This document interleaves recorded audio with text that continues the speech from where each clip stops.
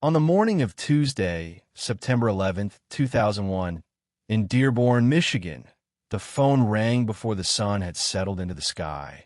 And in that ring, there was a threat that still had no name, as if the house had been awakened by something coming from outside, something that had not yet taken shape.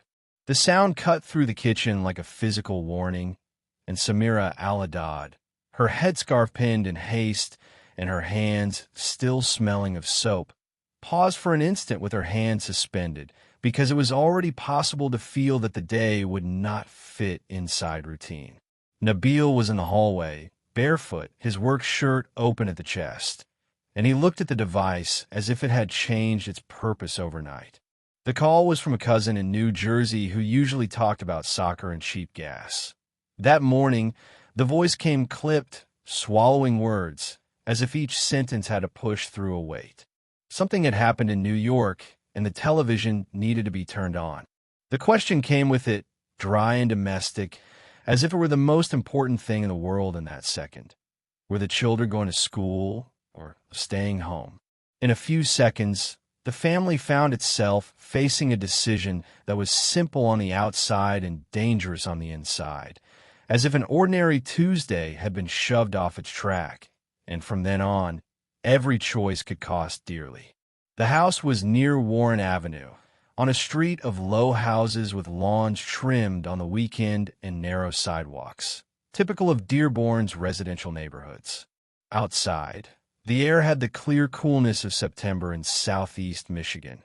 The trees were still green, with a few leaves beginning to yellow at the tips, and the sky looked too clean for a day that had already arrived heavy. Inside, the kitchen radio was set low, as it always was on school mornings, with quick news and a host talking about traffic on I-94 and the access roads leading to Detroit and the suburbs, as if the world still obeyed the usual map. Nabil worked at an automotive upholstery shop in Southfield and left early, at an hour when the metro area was already filling with cars heading to factories, shops, and offices. Samira worked shifts at a bakery on Ford Road twice a week and took care of the house the rest of the time, in a routine that depended on fixed schedules and short drives. The children, Leila, 10, and Karim, 7, had their backpacks leaning by the door since the night before, with notebooks and lunchboxes that smelled of pita bread and apple, ready for the yellow school bus that always came in the same window, as if repetition were a guarantee. Samira answered. On the other end, the cousin's voice came in broken phrases, trying to avoid panic, and, at the same time, unable to hide the weight of what he was seeing. A plane had hit a tower, then another.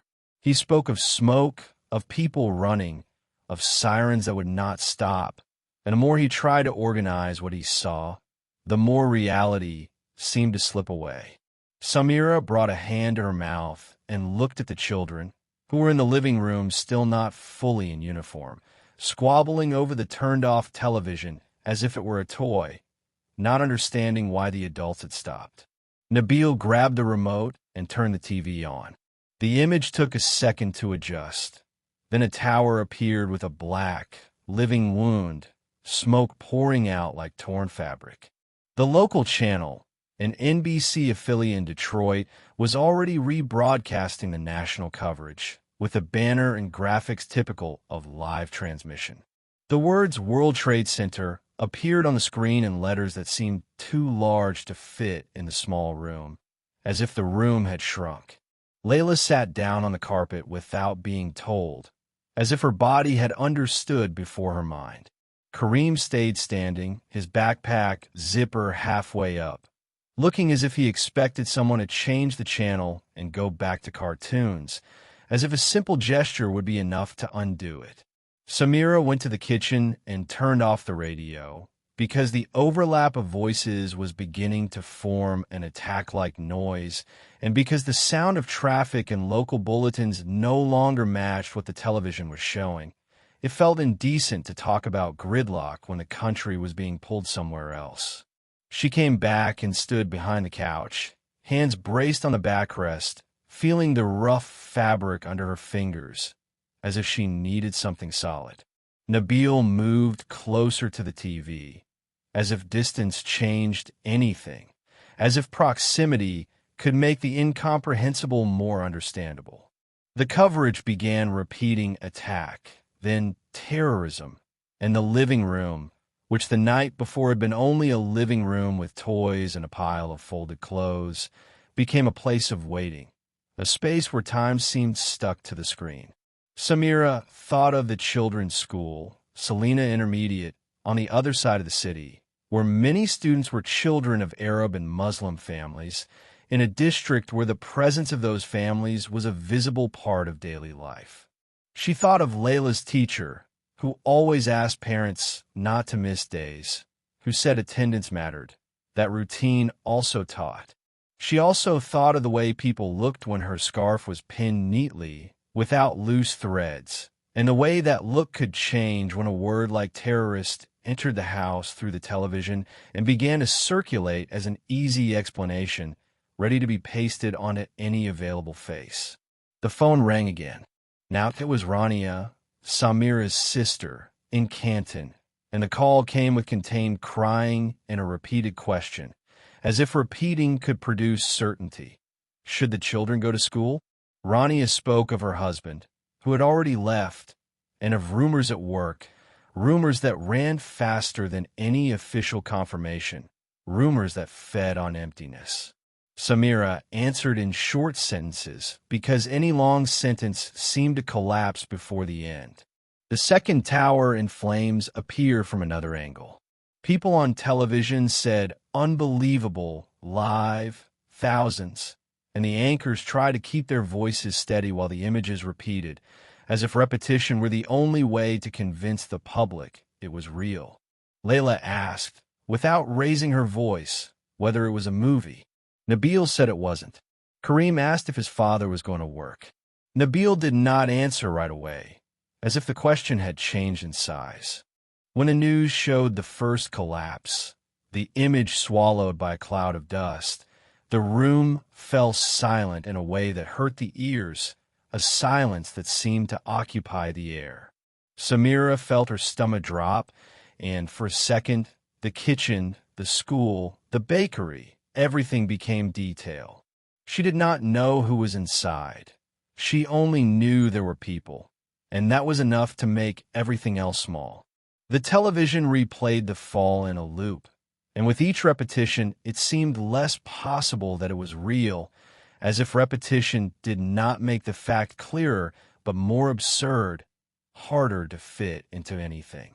Nabil squeezed the remote hard, his knuckles turning white. He murmured God's name, low, as an attempt to hold the world in place, an automatic gesture from someone reaching for an anchor when ordinary language fails. Routine insisted anyway, as if it had not received the warning. The kitchen clock read 7:30 a.m. The school bus would come in less than an hour, following the regular route of a Tuesday, and that regularity now felt like a provocation. Samira had to choose between sending the children and keeping some appearance of normality, or keeping them home and admitting the day was different from all others. The neighborhood had a deceptive calm. Through the window, a man watered his lawn as if it were any Tuesday, the stream of water drawing arcs over the grass, and the scene looked like another world. And yet the phone kept ringing, and the television kept pouring out images of smoke, people covered in dust, ambulances, and the feeling was that the entire country had been pulled into that room, compressed between the couch and the screen. Nabil finally said he would go to the shop, but that he would come back early if the roads closed or if the boss sent everyone home, because on emergency days companies sometimes dismissed employees and commuting could become unpredictable. He spoke like someone tried to build a plan out of fragile boards, knowing any news could snap them. Samira watched him pick up his keys and wallet. Before leaving, he looked at Leila and Karim with a new care, as if he were noting details so as not to forget, as if memory needed reinforcement. He kissed both their foreheads without drama, but with an attention the children felt. The door closed with an ordinary sound, but Samira felt as if that click had separated before from after, as if the house had been split by an invisible line.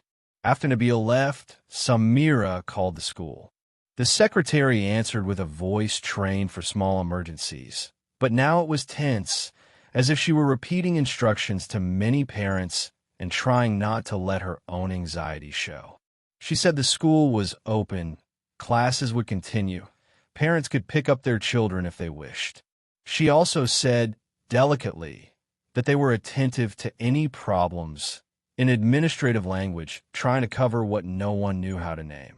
Samira thanked her and hung up, with the feeling that the word problem had become too big for the phone, too big to fit inside any protocol. Leila, always observant, began packing her backpack in silence, putting in her math notebook, pencil case, and a bottle of water, as if the order of objects could produce order in the day. Karim, by contrast, leaned his head against the couch and kept watching the screen as if the whole world were inside it, and he could not leave, held by a curiosity that was already fear. Samira picked up both lunchboxes and opened one to check. Pita bread with cheese, cucumber, a cookie. Suddenly those simple items seemed fragile, as if the normality of lunch no longer had a place, as if it were a gesture from another time. She imagined the children sitting in the cafeteria, hearing classmates repeat what their parents said at home. Words they did not fully understand, but that came with the intention to hurt, and that anticipation already hurt. In the end, the decision did not come as a clear answer, but as a need to move, as if standing still were worse. Samira said they would go to school, but that she would stay nearby, that she could pick them up if needed. She did not say, if something happens, because that would give shape to fear and make it more real. She preferred to leave the sentence open. She simply put the children's shoes on and pinned her scarf more securely in the hallway mirror, adjusting the pin carefully so it would not prick, a meticulous gesture that was at once practical and identity, as if precision were a form of control. On the street, other families were outside too, some waiting for the bus, others talking in small groups. Dearborn had its neighborly mornings, with waves and greetings that were usually automatic.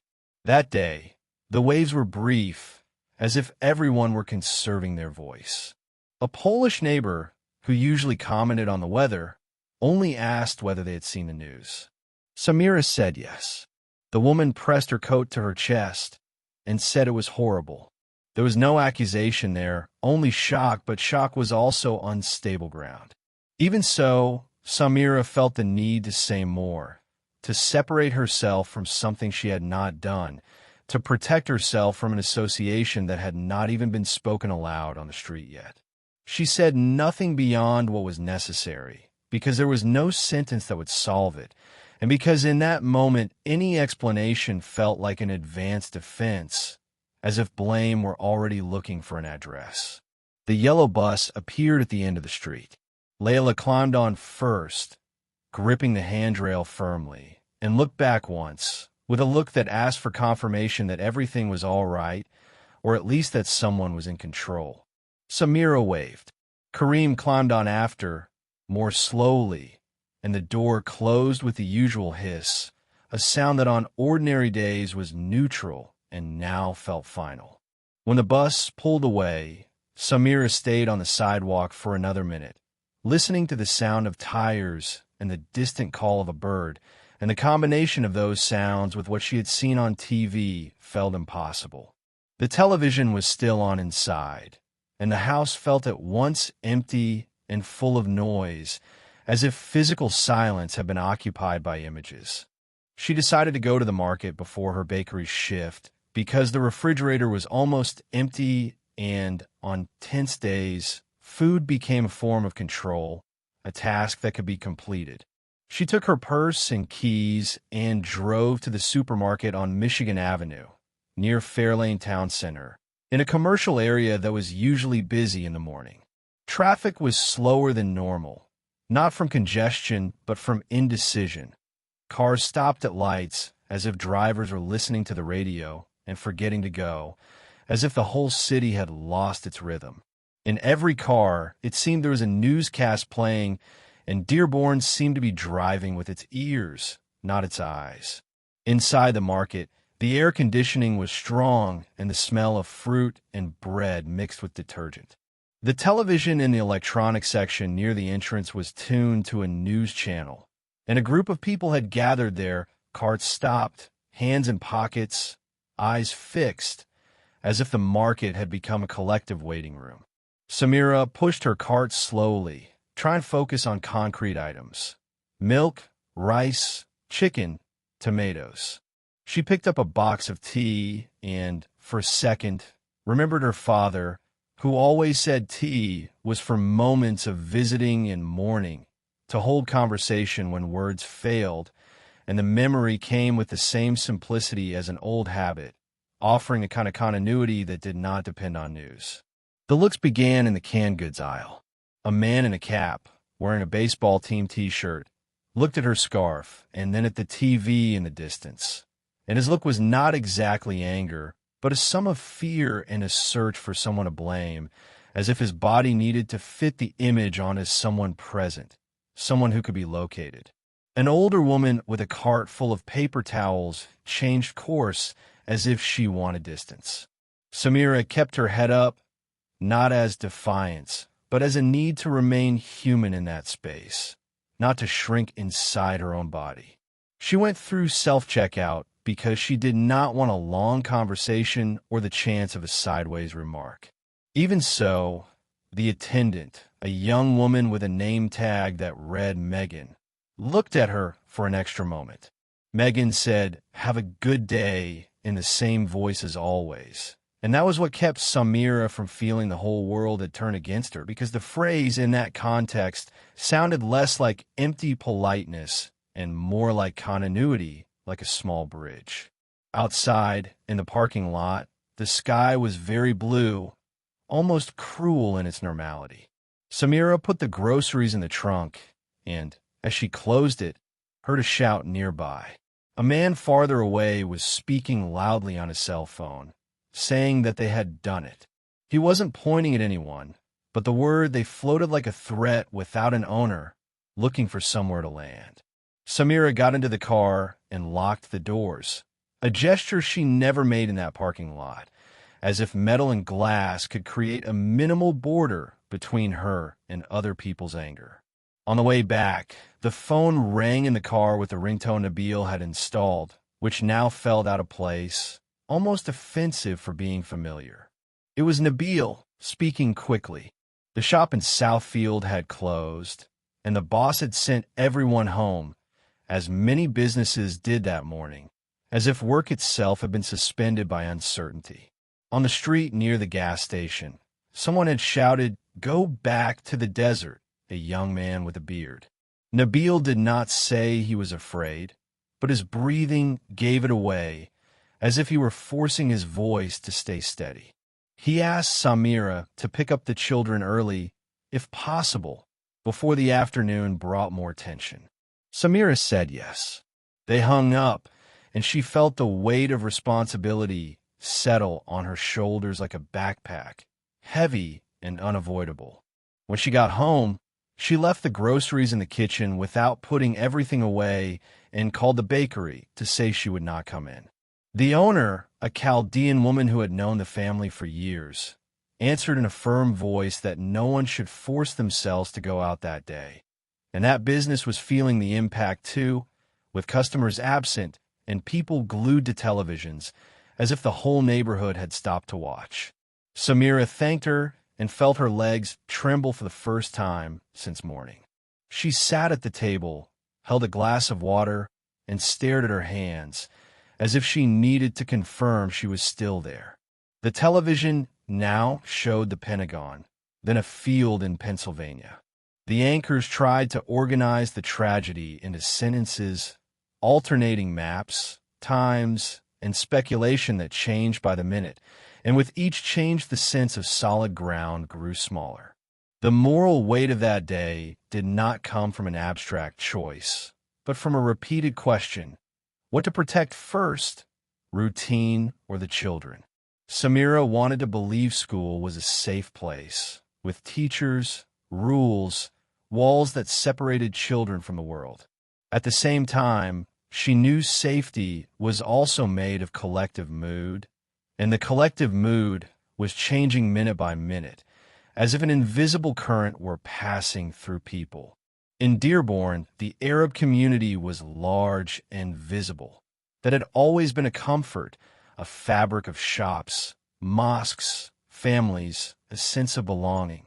On that September 11th, the same visibility could become a target, not by logic but by hurried association, by the need to simplify the incomprehensible. Late in the morning, the phone rang again. It was Samira's mother, calling from a house on the east side of Dearborn near Dix Avenue, her voice older than it had been the week before, as if age had advanced in hours. She said she had heard police were driving down some streets, that people were calling to threaten mosques. She did not know if it was true, but uncertainty was enough, and that day rumors carried the weight of facts, because everyone was looking for something to hold on to. She asked Samira to pick up the children. She also asked that, if she went out, she take off her scarf for safety. Samira was silent for a second. The scarf was not only fabric. It was a way of recognizing herself in the mirror and in the world, a continuity with who she had been before that day. Taking it off felt like surrender and, at the same time, like prudence. She answered that she would pick up the children. She did not answer about the scarf, as if the answer were too big to say over the phone. Before noon, Samira got in the car and drove to the school.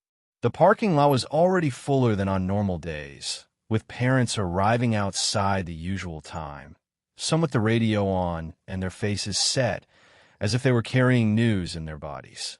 Some faces were familiar from the local mosque, the Islamic Center of America on Ford Road, and people greeted one another in low phrases, as at a funeral, keeping a discreet closeness without exposing themselves too much. A Lebanese father who worked as a truck driver said he had heard on the radio that attacks against Arabs were happening in other states. A mother held her daughter's arm tightly, as if someone could snatch her away, and the gesture was more instinct than reason, an attempt to stop the unpredictable with a hand. Samira went into the school and to the office. The secretary, eyes tired, asked for identification and confirmed the children's names, following the early release procedure as if bureaucracy were protection against chaos. She said Leila was in class and Karim was in indoor recess. While she waited, Samira heard one teacher speaking to another in the hallway. They were trying to keep students occupied, but many had seen the images on the teacher's lounge TV. Many had heard conversations at home, and the school was trying to maintain discipline without being able to control what came from outside, as if the walls no longer held words. The air smelled of floor wax and sharpened pencil, a smell of normality that did not match the tense faces, and that contradiction made everything more fragile. Leila appeared first, walking quickly, backpack on, hair tied back. She wasn't crying, but her eyes looked older, as if she'd been pushed into an age she hadn't asked for. She said some children had said Muslims had done it. She didn't say it as an accusation, but as a report of a blunt fact, a sentence that had been thrown into the air and now had to be carried. The teacher had told everyone to calm down. Leila had stayed quiet. Samira held her hand firmly, as if firmness were a message. Karim came next, his face red, not from crying, but from contained anger. He said a boy had pulled his backpack strap and called him an ugly name. Karim had shoved the boy. A monitor had separated them. Samira felt her blood heat, not because of the scuffle, but because of the idea that her 7-year-old son was already being placed in a position of guilt, as if he had to answer for something distant and incomprehensible. She thanked the secretary and left with the children, saying only that they would return when it was safe, as if the word safe still had an outline. In the car, Karim kicked the floorboard and said he didn't want to go to that school anymore. Leila stayed quiet, looking out the window, as if trying to understand where she fit now. Samira drove back carefully, as if each traffic light could be a point of danger, as if the city had changed its mood and she had to guess it. On the radio, hosts talked about the closure of airspace, about security, about fear, repeating official information and updates that piled up, and repetition did not calm. At home, Nabil had already arrived, sitting in the living room with the TV low and his cell phone in his hand. He stood when he saw the children, and, for a moment, the family stood there together, as if physical closeness could hold the edges of the world, as if another person's body were a guarantee. The afternoon brought a different kind of tension, less shocking and more viscous, something that stuck. The news repeated, but now the neighborhood reacted. The phone rang with relatives from other states. An uncle in Toledo said not to go out, to lock everything. A cousin in Chicago spoke of people stoning a store. The stories came without confirmation, but each one added a layer, and the lack of confirmation did not lessen the effect. On the contrary, uncertainty made everything broader. Nabil got a call from his brother, who worked at a factory in Dearborn Heights, saying coworkers had started looking sideways, that someone had made a joke about bombs. Nabil answered with silence, and then said he would come home early every day for a while, as if the schedule could be protection, as if getting home before dark were a plan. Samira began to cook, because cooking was a task that obeyed simple rules and could be finished without depending on anyone. She put rice on the stove, seasoned chicken, cut onions with an almost ritual care, as if the regular cut were a way to keep her mind aligned. The smell of frying onion filled the kitchen and brought back a memory of ordinary days, when the biggest problem was the electric bill and the price of groceries, and the memory was not complete comfort, but it was a reference point. The children sat at the table with paper and pencils, but they didn't draw as they always did. Leila wrote her name over and over, as if practicing a signature, as if she needed to reaffirm her own existence. Karim drew an airplane and then crumpled the paper, throwing it in the trash in anger, as if he wanted to erase the image. Late in the afternoon, someone pounded hard on the front door. It wasn't a visitor's knock. It was a knock that wanted to be heard, that wanted to mark presence. Nabil froze for a second, and Samira felt her whole body prepare for impact, as if her muscles understood before her thoughts. He went to the door and looked through the peephole. It was a neighborhood teenager, white, in a hoodie, with an expression that mixed confusion and aggressiveness, as if he too were looking for a place to unload. Nabil opened the door only enough to speak. The boy said, loud enough for the children to hear from the living room, that people like Nabil weren't welcome. Nabil answered in a low voice, asking him to leave. The boy spat on the porch floor and walked away. There was no physical violence there, but the spit remained like a seal, a mark on intimate space, a gesture of contempt that needed nothing more to be understood, and that could not be unheard. Nabil closed the door and locked both locks. Karim asked what had happened. Nabil said only that some people were angry and didn't know where to put it. Samira saw her husband's hands trembling slightly, a small tremor that said a great deal. She took a cloth and cleaned the spit off the porch with soap and water, as if cleaning could erase the fact, as if the gesture could return the house to what it had been. As she scrubbed, she realized her scarf was pinned securely and that, even so, she had gone outside and cleaned. It was a small choice, but it was a choice, and it carried the weight of a gesture made without an audience, made only because it had to be made. Later, before nightfall, Nabil decided to go to the convenience store on the corner to buy batteries and bread, because the family had flashlights in a drawer, and, on that kind of day, it seemed prudent to be prepared for any interruption, including power, even if it was more feeling than probability. Prudence, in that moment, was a way not to feel completely exposed. Samira asked him not to go.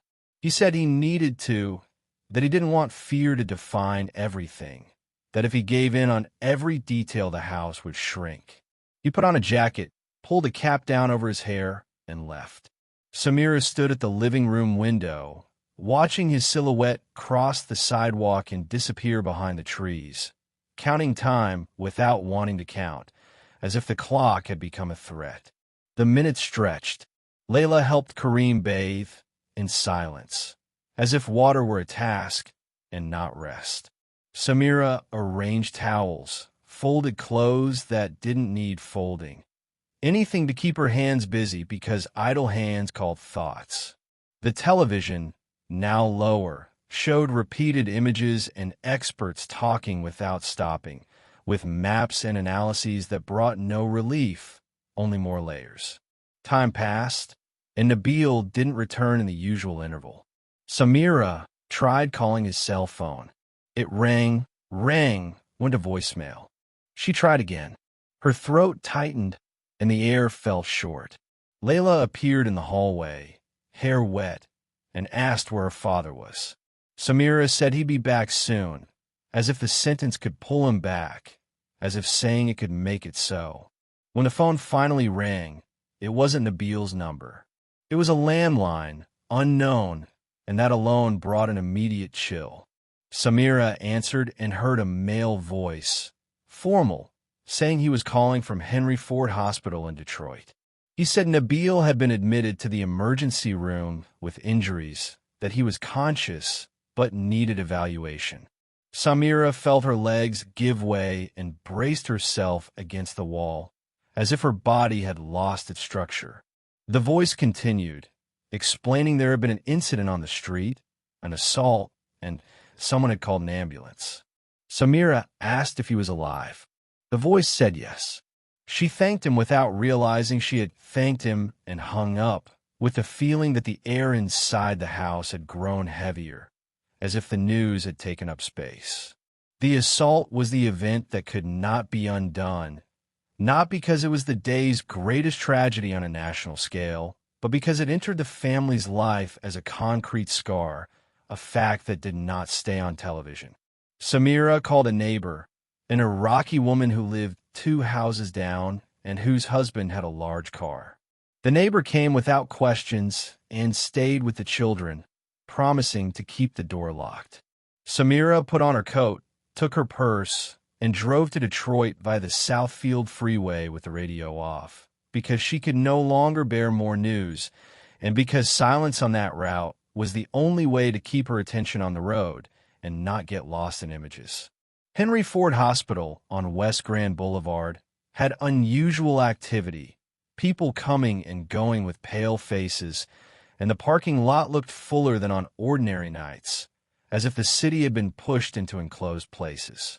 Samira parked far away and ran across the lot, feeling cold wind in her ears, not noticing her own breath. Inside, the smell of disinfectant and old coffee was strong, mixed with paper and hospital plastic. She spoke to reception, gave Nabil's name, and was taken to a waiting area. Minutes there had another kind of wait, a wait not measured in news, but in doors. On the waiting room television, the same newscast continued, but now Samira barely saw it. She saw only the doors opening and closing, and each opening felt like a possibility, as if life were being decided in intervals. Nabil finally appeared in a wheelchair, pushed by a nurse. He had a cut on his eyebrow, a makeshift dressing, and his lip was swollen. One arm was immobilized in a sling. His eyes searched for Samira, and when they found her, his expression was neither shame nor bravado. It was exhaustion, as if he had crossed something that had no name. The nurse explained he had been struck by someone on the street near the store and had fallen, hitting his head. There was no serious fracture, but there was a mild concussion and a dislocated shoulder. He would have to remain under observation for a few hours, following monitoring protocol. The police had been called, but there was no clear identification of the attacker, and the sentence sounded like a bureaucratic limit in the face of concrete violence, as if the system could only record what it could not repair.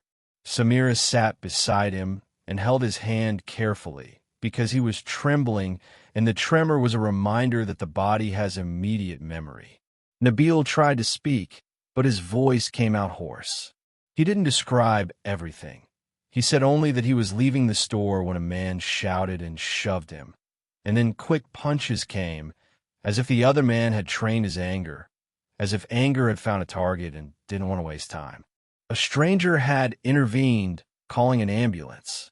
Samira listened without interrupting, because in that moment the story needed to exist whole, without being cut by easy comfort, without being pushed into a corner. She realized fear now had a body. It had a cut, a swelling, a white sling, and a pain that required medicine and time, and that changed everything. It was already night when they discharged Nabil to go home, with written recommendations, painkillers, and a sheet with instructions for warning signs, nausea, confusion, worsening headache, things that turned the night into vigilance and sleep into a task. Samira drove back slowly, avoiding very dark streets, keeping her hands steady on the wheel, as if steadiness could compensate for the rest. Nabil sat in the passenger seat, eyes fixed on the road, breathing carefully, as if each breath had to be measured. As they entered the neighborhood, they saw some houses with porch lights on, as if it were Christmas, an attempt to push back shadows, to say, "We're here." Their house was dark, but the living room light came on when a neighbor opened the door from inside. The children ran to their father, but stopped when they saw the bandage and immobilized arm. Leila brought a hand to her mouth. Karim stood still, as if his body didn't know whether it was allowed to touch, as if touching might make it worse. Nabil bent down with difficulty and rested his forehead against Karim's, slowly, not to frighten him, to show he was still there. Samira watched that simple gesture and felt a wave of fatigue that seemed to come from much farther away than that day, as if her body had aged in hours. She thanked the neighbor, who answered with a quick hug and left, saying that if they needed anything they only had to knock, as if closeness between houses were a form of protection, an improvised net. That night, Samira made mint tea with sugar, the way her mother did. Steam rose and fogged the kitchen window, and for an instant the world outside blurred, as if that helped. The children ate little. Leila asked if her father had done something wrong. Nabil said no.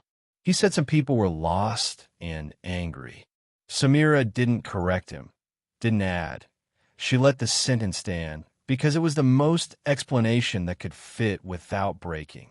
She put her hand on her husband's shoulder and stayed there, steady, like an old piece of furniture that holds up a house. Karim asked if the family was going to leave Michigan. Samira said they were not leaving that night, that the house was theirs, the school was theirs, the street was theirs too.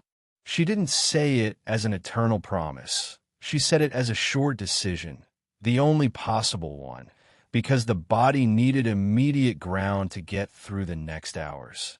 After the children went to bed, Samira helped Nabil take his medicine and lie down on the couch, because he couldn't climb the stairs without pain. She turned off the television for the first time since morning, and the silence that came didn't bring immediate peace, but it brought a boundary, as if she had finally closed the door. The house became a house again, with its creaks and smells, and that was little, but it was real. Outside, a car passed slowly. Samira checked the locks, left a flashlight on the coffee table and a glass of water within reach of Nabil's good arm. When the kitchen was clean, there was no time to think about the whole country. There was a short, concrete list to get through the night. Ice for the shoulder, a phone call to the school the next day, clothes set aside in case they had to leave early. The day ended without the kindness of closure, only with tasks completed one by one, as if domestic order were the only thing still obeying. The following week, When September had already lost the shock of the first day and gained the roughness of a cautious routine, the family adjusted what could be adjusted without turning the house into a fortress, because living surrounded was also a way of losing. Nabil stayed away from the shop for a few days because of the concussion and shoulder, his arms strapped to his body, and his sleep broken by short pains. When he went out again, he avoided the corner convenience store and chose another farther away on Ford Road, where there was more movement and more light, and where the presence of other people reduced the feeling of isolation, as if the crowd were a layer of protection. Samira began picking up and dropping off the children at school for a while, going in and out quickly, her scarf still pinned, the pin checked twice in the mirror, not as defiance, but as a need to remain whole, not to fragment into concessions. Leila went back to carrying her backpack carefully and spoke less in class for a few days. Karim held his strap as if it were part of his body, and when someone came too close, his look warned before words. There was a brief parents' meeting at the school one late afternoon, and a note was sent home in the children's folders with anti-bullying guidance. The sheet came back crumpled, but it was kept in the bill's drawer along with receipts and warranties, as if it were another necessary document, proof that the school too had been crossed by that day and needed to record it. In early October, on a cold afternoon when wind pushed dry leaves along the sidewalk of Warren Avenue, Nabil went to the doctor's office for a shoulder recheck and came back with a recommendation for physical therapy and more days without lifting weight. That affected the week's money, and Samira took an extra shift at the bakery, waking while it was still dark to open the door and turn on the fluorescent lights. The smell of flour clinging to her clothes before coffee, and the work demanding the body when the body wanted only to rest. The scar on Nabil's eyebrow closed and became a thin line that caught the light when he turned his face, and that mark became part of what was seen without comment, a permanent detail. In Dearborn, the city continued with its repeated intersections and crowded markets. The Al-Haddad family continued too, with slightly different routes, more calculated schedules, and a new care with simple things like not leaving the children alone on the sidewalk after the bus, and keeping the phone always charged, as if prevention were a language learned by force. On a Wednesday in mid-October, Samira returned to the same supermarket on Michigan Avenue.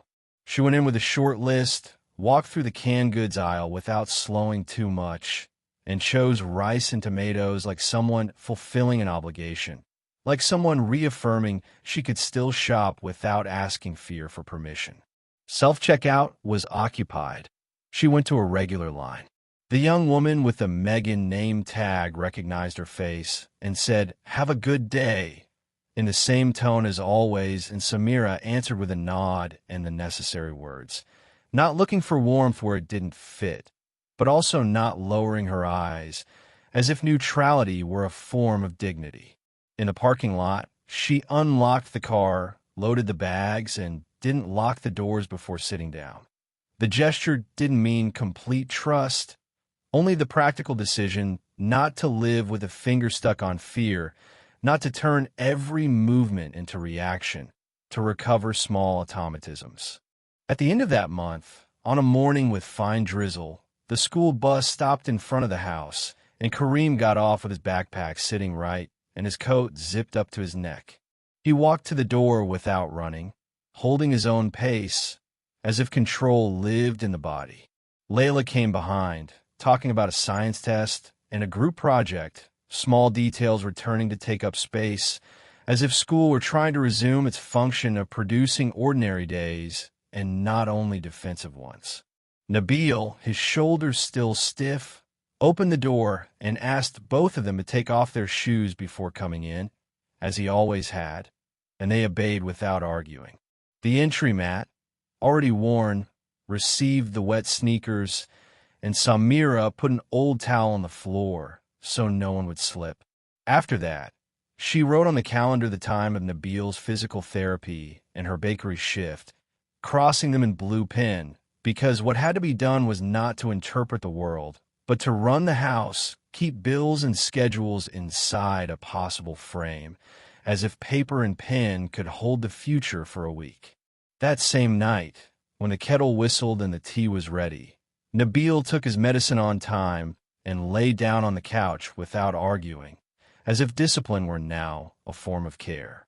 The door was locked as on every night since the incident, not as a symbolic ritual, but as a new and useful habit incorporated into the body.